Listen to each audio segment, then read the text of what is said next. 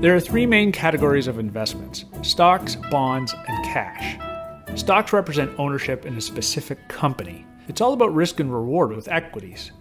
There's higher potential for growth, but they're also riskier than bonds and cash because their values can fluctuate more.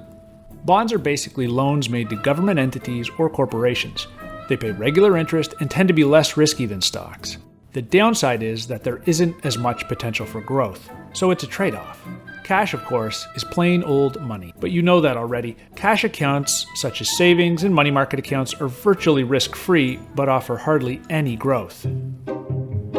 So why do you even need to invest? Because most financial goals can't be met through savings alone. Saving money is arguably the most important thing you can do to achieve your financial goals. But you can also put that savings to work for you with the right investments and enough time. That's where taking some risk comes into play.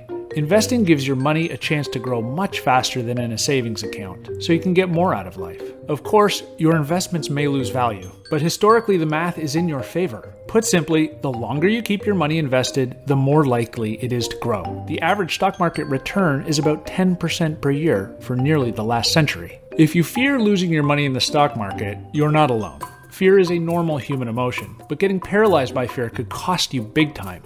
$100 invested in cash at the start of 1928 would have grown to about $2,000 by the end of 2020. The same amount invested in the stock market would have grown to nearly $600,000. In fact, you could be a millionaire by retirement by saving and investing only about $300 a month. Assuming your return averages 8% a year, it'll take you 40 years. If you're fortunate enough to earn 10% annually, it will take you 35 years.